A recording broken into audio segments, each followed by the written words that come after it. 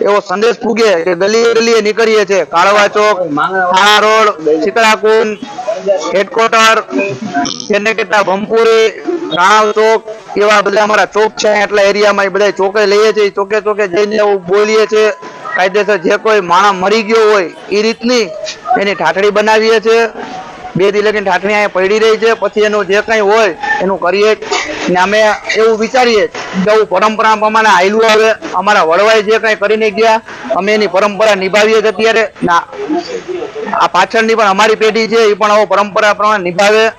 બસ જય હિન્દ.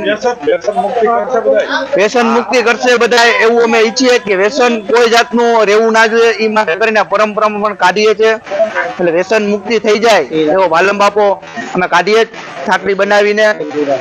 જય શ્રી રામ. જય શ્રી રામ.